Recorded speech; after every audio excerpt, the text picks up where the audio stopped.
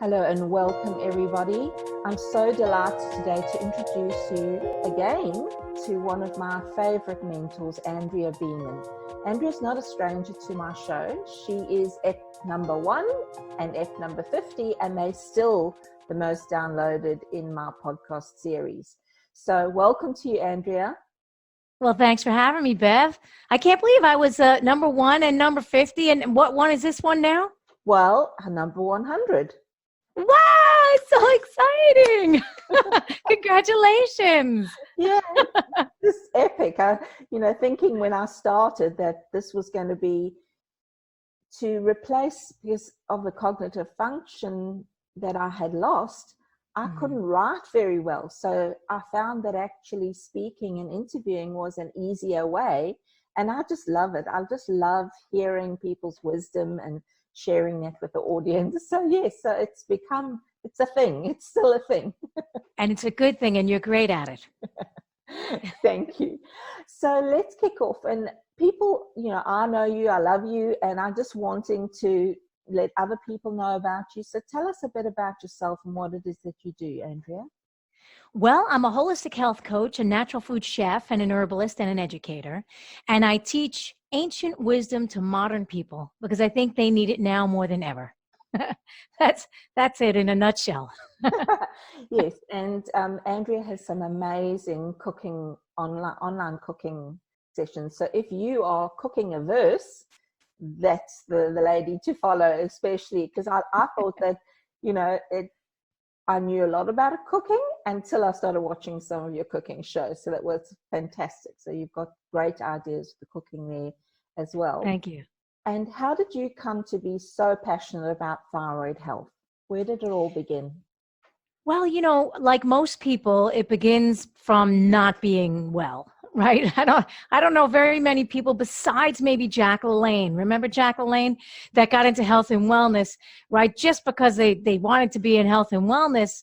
Most people come to health and wellness from sickness, at least nowadays, the people that I know. And that happened to me too as well. So when I was 28 years old, I was diagnosed with hyperthyroid, and I had a large goiter, and my doctor had recommended to radiate my thyroid, and then it would be destroyed, and I'd have to take a medication for the rest of my life. And I said, no. I said, I don't want to take a medication for the rest of my life, and I don't want to radiate any part of my body. I watched radiation, what it did to my mom when she had cancer, and I said, not for me. So I changed my diet and my lifestyle. My thyroid naturally healed. I still have a thyroid that was, I was 28 years old. I'm 51 now. That was 23 years ago. So I'm a firm believer that we can really use food as medicine. We just need to know what to do. Yes. Oh, that's amazing. And, if you've heard anything in that story, and go and follow Andrea, and I'll give you the information at the end, because she is the thyroid queen, I would say, in my world. So, Andrea, so that we can talk about other things, let's talk about what is the endocrine system and what are some of the main functions. Okay, so every function in your body, right, depends on a healthy and happy endocrine system. So the endocrine system is your hormonal system, and it's a communication system. And it's communicating to every other system in your body, right? So the hypothalamus is connected to the nervous system and the endocrine system. So if your nervous system's out of balance, it's sending a message through the hypothalamus. It's coming down and sending a message to the HPA axis, hypothalamus, pituitary, adrenal axis, right? It's like, hey, oh my God, we're under stress. Create hormones. You have your pineal gland, which we're going to talk about because it's Sleeptember. We have your pineal gland. You have your thyroid gland. You have your thymus. We have the pancreas. We have the adrenals. We have the gonads. This whole system is connected to every other system in your entire body. So when one system is out of balance, it generally throws the other systems, like they have to try and make balance, homeostasis. So, me as a thyroid expert, I know I have clients around the world, they come to me because there's something wrong with their thyroid, but I tell them, we have to look at your entire system. We can't just look at the thyroid. It's not separate. It doesn't live on the endocrine system by itself, right? There's other hormones from other glands in that system that are telling it, hey, speed up, slow down, do this, do that, So we really have to look at the whole system, holistically, in order to be able to sleep well, be able to digest well, wake up, reproduce, the whole thing. It's responsible for a lot of stuff. Mm. And so you mentioned the HPA axis there. And so for people with adrenal insufficiency, they will have probably heard that term before. And I guess then, people talk about adrenal fatigue. Is that such a thing? Well, I mean, our adrenals will get tired. It's not recognized in modern medicine. It's recognized by alternative medicine practitioners, but mostly in Western medicine or in modern medicine, they recognize adrenal fatigue only after it's become like Addison's disease, right? When the adrenals are getting attacked by some autoimmune condition, right? The adrenals are like, they're kaput. They're not putting out any hormone. They're like, I'm done. Get me out of this body. But adrenal fatigue is real. It's real. And millions of people, if not billions, are affected by the adrenals being unable to keep up with the modern pace. So we have created, Bev, a society and a culture that is on 24 hours, right? But human beings, we're not robots. We're not designed to stay up all day and all night and into the wee hours in the morning and not get any rest, right? We're not designed that way. So if we're on constant go all the time, then our adrenals become fatigued. It's going to slow down every single function in the body. You won't be able to digest well. You won't be able to sleep, believe it or not. People think, well, I'm so exhausted. How come I can't sleep? You actually need energy to sleep. Your body will not go to sleep comfortably unless there's energy to put you to sleep. And we could talk about that when I talk about some fun little herbs that people can take. And also stress, right? Stress is going to, stress is normal. It's a normal part of life. But the problem with modern people is that we're under chronic stress, right? Where our ancestors had the stress of, oh, okay, saber-toothed tiger, let's go, get out of here, like that kind of stress. But now we have stress from the waking hours. As soon as you wake up in the morning until you're going to bed, there's stress. Like, I'll give you a great example, an alarm clock. Now, some people think that what's the matter with an alarm clock? You're sleeping quietly, right, in your little slumber, and all of a sudden, bam! Yes, you immediately wake up. You're like, oh my God, I got to get to work. So, it's our whole entire society is set up for this stress.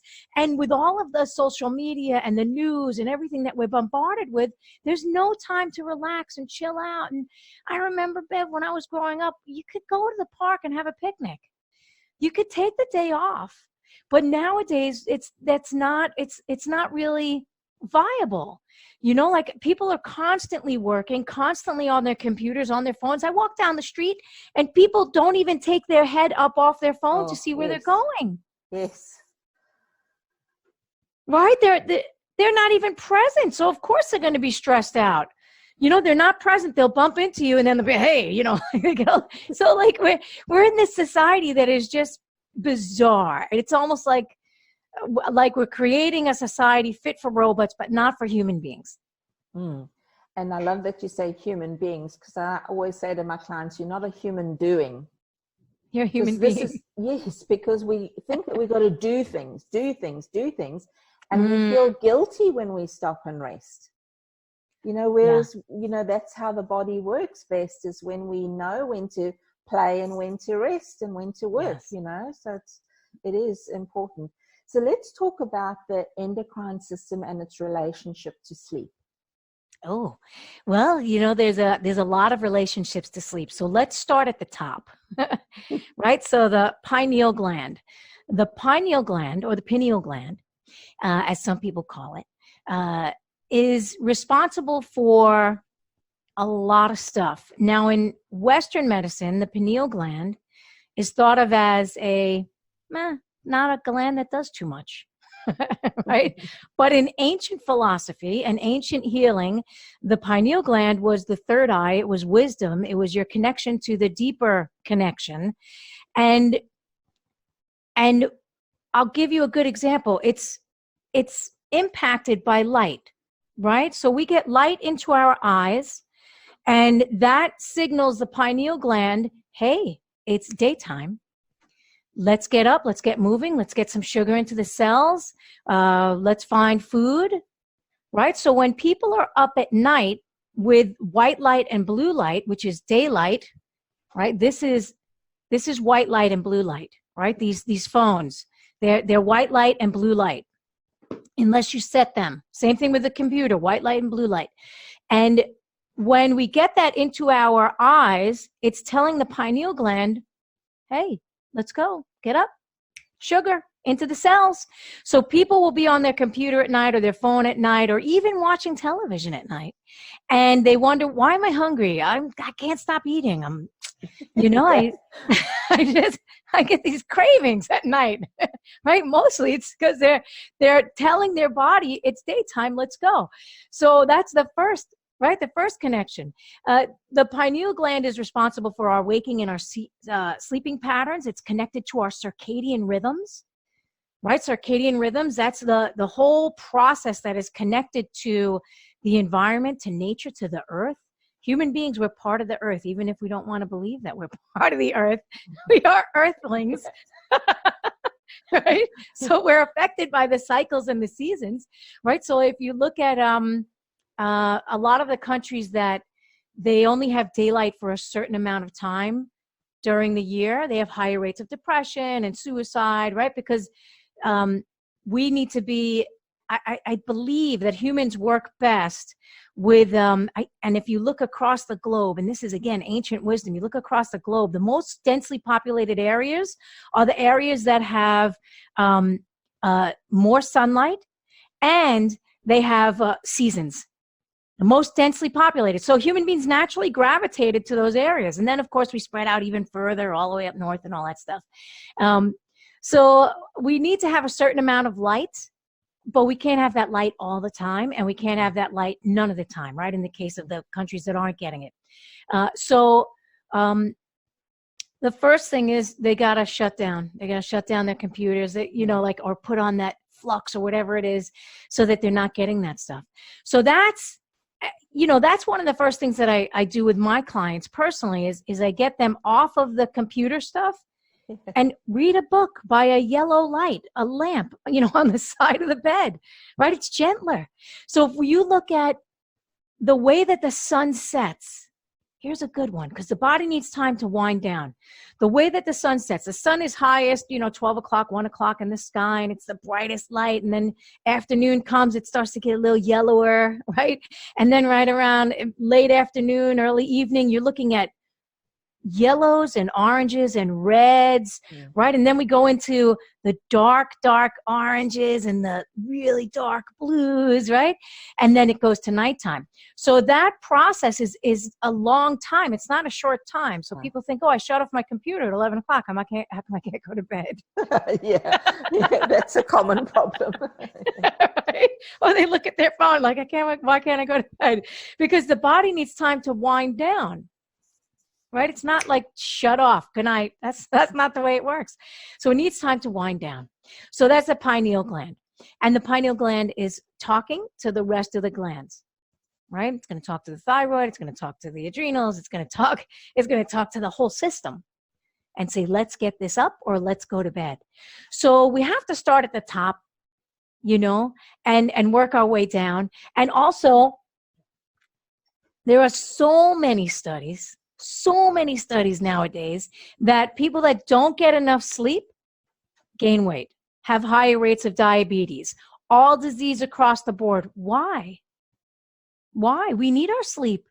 Healing happens during the night. When we are resting and we go into those, those deep waves of sleep, the body goes into rejuvenation and clean up, right? It starts to clean up all the processes and make everything nice again, right? So you're reborn the next day. Yes.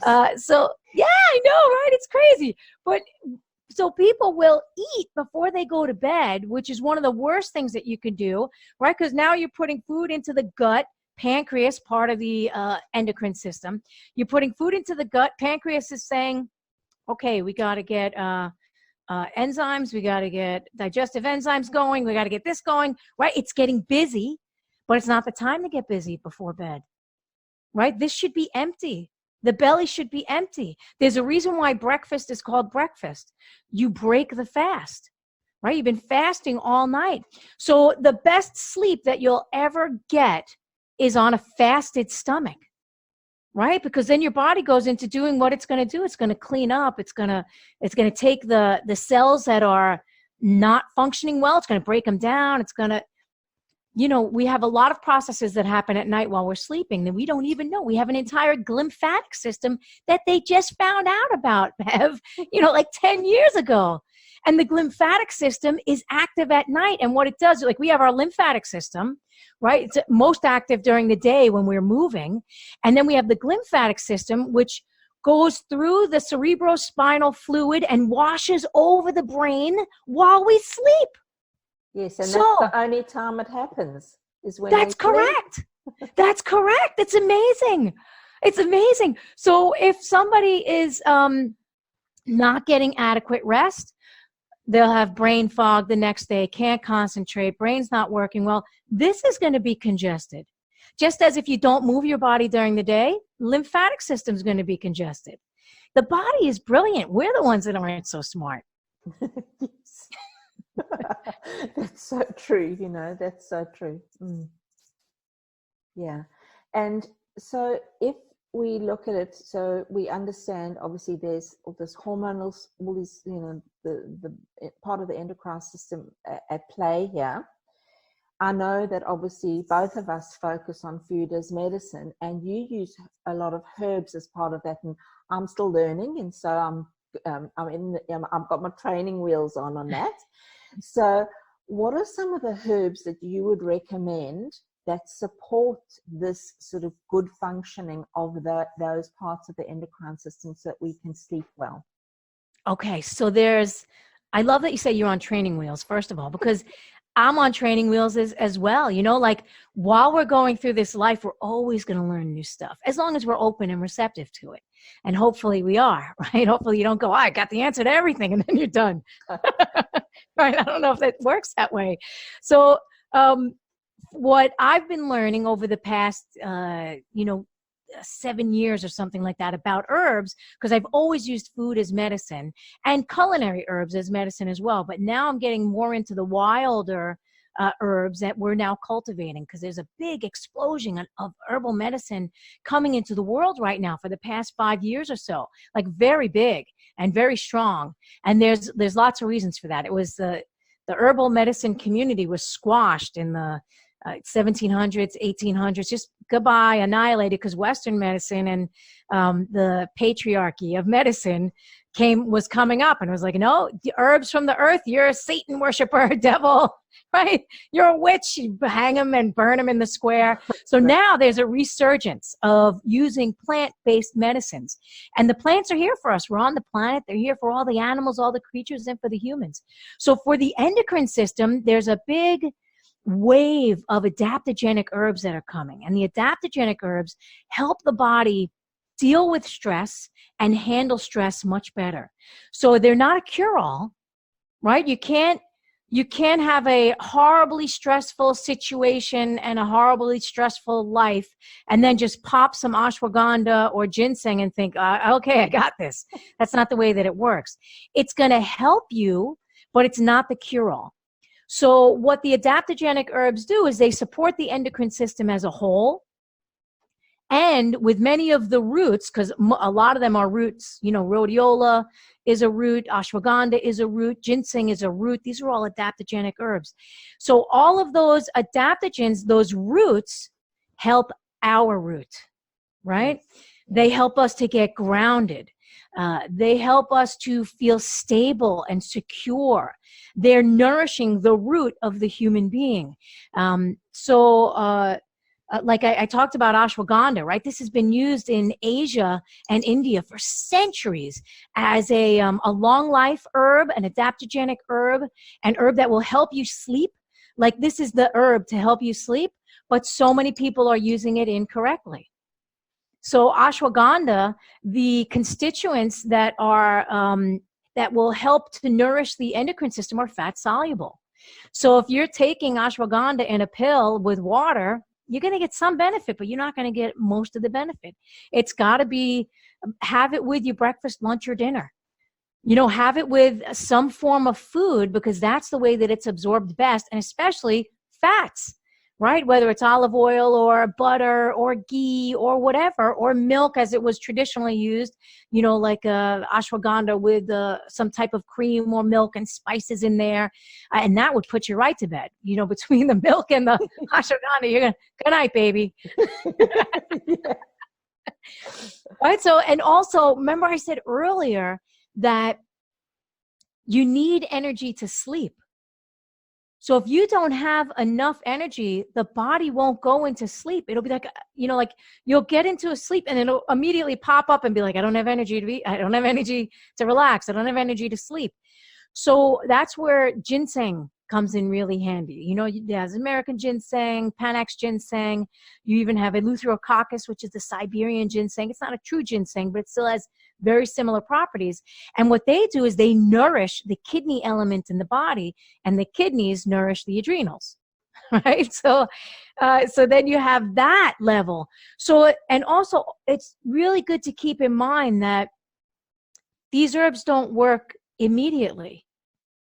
Right? You don't just pop an herb and after a week you go, this is not working for me, right? These are long-term, you know, like ginseng, ashwagandha, people take those for 3 months, 6 months, 9 months, you know, with breaks in between, but that's where they work the best.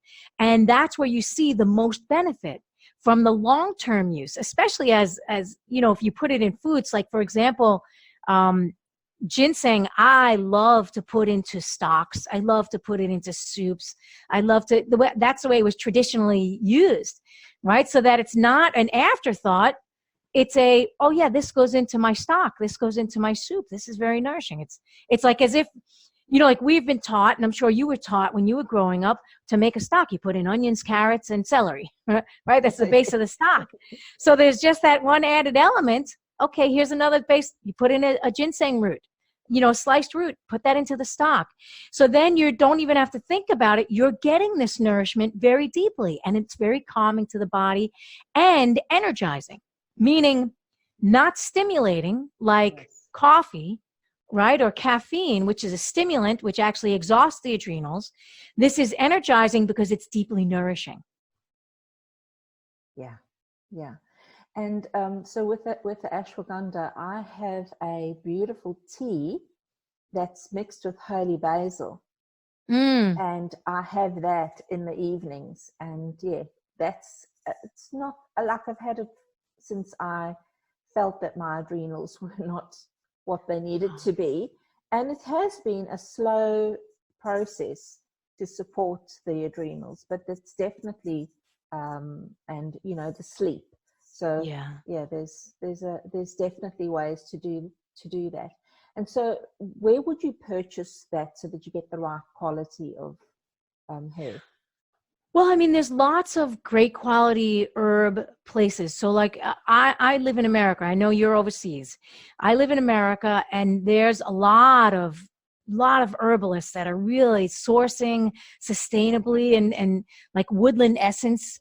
That's where I get my ashwagandha. Woodland Essence is upstate New York, like, you know, 4 or 5 hours away from my home. So I love that. But also there's Star West Botanicals. They've been around for a long time. They source from other countries, and they also ship to other countries, which is nice because a lot of the local herb people don't, you know, they don't have the manpower, so to speak. They don't have the robots working to make it happen.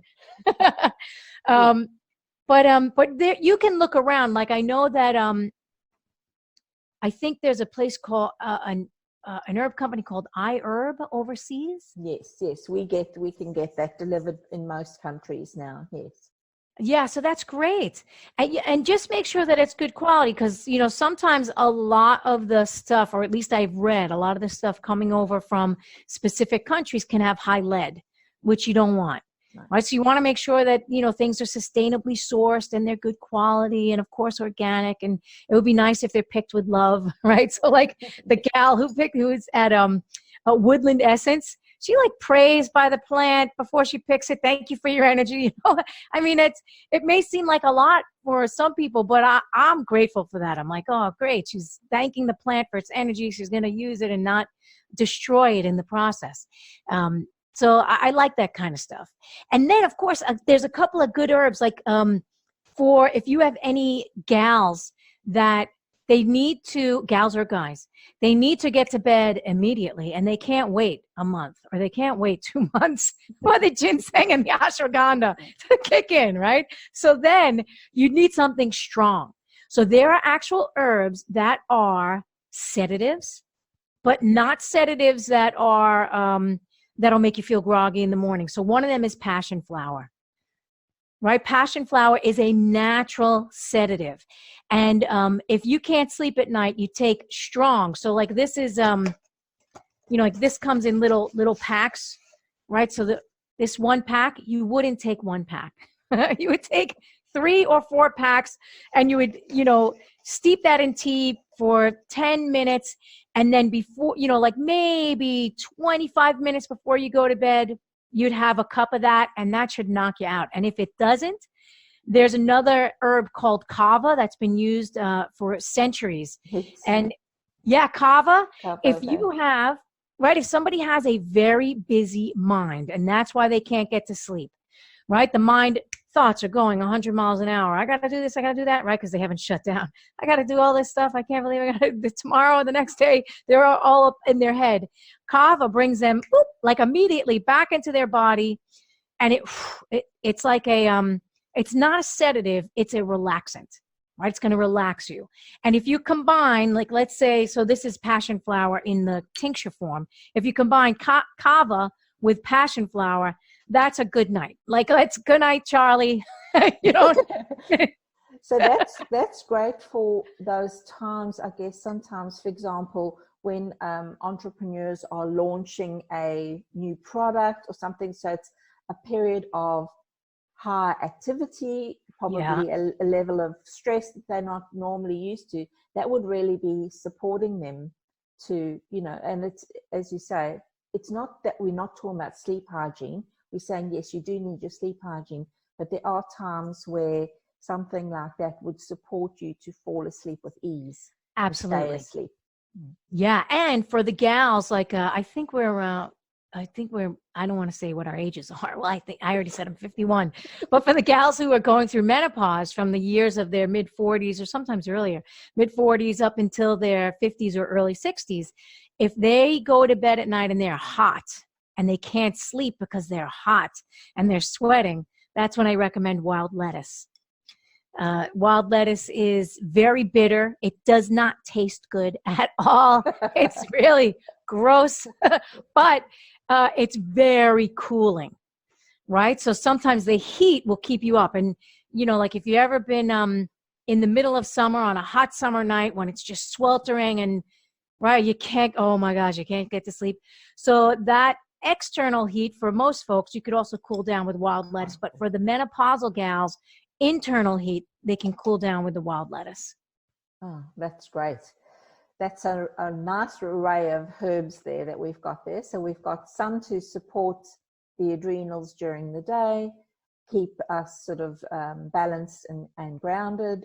And then we've got some, that support us going to sleep. And then another one. So that's a real good selection there. Thank you for sharing those. Oh, we'll get all of Europe sleeping. Whatever. The whole world. We'll put them right to sleep right after this episode. So I'll be out like a light.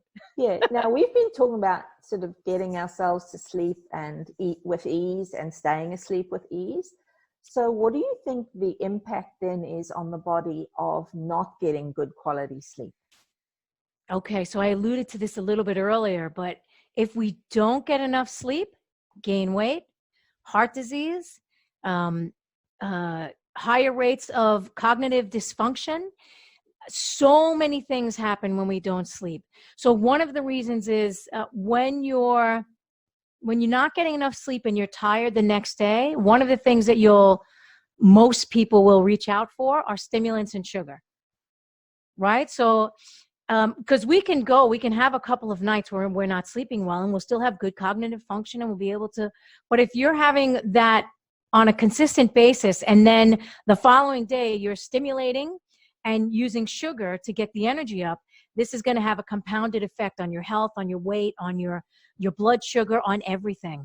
So it's very important that we look at sleep not just as sleep, but looking at it as if it is imperative to our health, right? It's not just, I get sleep, no, good quality sleep and deep sleep, imperative to your health while you're here on the planet, right? It's not like you can eat well and take all the herbs that you want, but if you're not sleeping at night, this is a big problem. It doesn't matter what herbs you're taking. It doesn't matter how much organic food you're eating. It doesn't matter, right, that you're exercising. It doesn't matter. And by the way, exercise will help you sleep, except if you have adrenal fatigue. Yes. Yes. Yeah, so sleep is really, really important. Yeah, and I think sometimes we have that mindset, well, I've just got work to do. And I recognize that in myself, many years ago, before I kind of changed my ways, is that I would work really late into the night. But in hindsight, that work was not of good quality. It serves me better now to have a good night's sleep. I'm more productive, I'm more effective, and I'm more creative every day than, and if I think of those trying to burn the candle at both ends, it simply doesn't work and it's not sustainable. And that's probably why I got to where I was and being so unwell. Yeah. And I love that you said that if you get to sleep, you're more productive the next day, right? So now again, this goes along with the human being and the alignment to the earth and to ancient medicine. So in ancient medicine, it was believed that the creative energy is birthing in the morning, right? So the morning. So I know people tell me I'm a night owl, and I'm like, okay, I want you to look in the mirror, tell me what you see, right? Because owls literally have eyes that are this big. Right? Yeah, it's a story. It's all a story. It's crazy, right? They have supersonic hearing, right? So unless that is you as the human being, you're not a night owl. That's just a bad habit.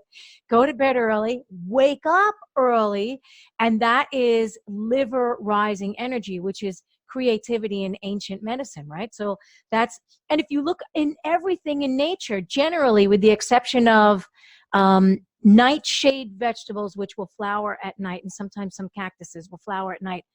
All the plants in the morning is when they're starting to open, right? The flowers, they're starting to open and come up, right? So again, we've separated ourselves from the environment that we live, but that's part of the process, the sleeping at the night and then the waking in the morning for the human being. Yes. Not for the night owl. Yeah, no such thing. Yeah, I love that you say that, because that is part of the training that I do, is that sleep story you tell yourself, because we make up so many stories, either because of patterns, we grew up in a family that had poor sleep hygiene, or all of these different stories we start to tell ourselves, but they're exactly that. They are stories and limiting beliefs that hold us back from really reaching our full potential. Because I've recognized for myself, and I think, there's so much evidence. It's not that just we're having a chit chat about things that we believe in, but there's so much evidence that all the ability to sleep well means that you have, there's so many other benefits. So we mentioned productivity, creativity, all the elements that have a good productive day, but also longevity, because you mentioned the body healing at night. So it just makes good sense, everyone. Let's stop arguing about whether we need so many hours of sleep. Let's just sleep. Let's just get to sleep. So Andrea, what are your tips for living fabulously? Tips for living fabulously. My number one tip is to listen to your podcast. Yes. Eat well as you can. Nourish yourself on many levels. Get good quality rest and daily exercise. It's pretty simple, actually. It's pretty simple, but we make it much harder than it is. We do. Thank you. That's brilliant. And you can find Andrea Beaman at her website. It's andreabeaman.com. It will be in the show notes so you get the correct spelling. And also on Facebook, it's andrea.beaman1. But the links will be there so you can get there quite easily. And Andrea, thank you so much for inspiring us and sharing your wisdom. I love that the approach that you take and that you teach is really simple and ancient wisdoms. I've learned so much from you in terms of my own journey as a well-being coach, but also I love that you do a lot of public and teaching the general public as well.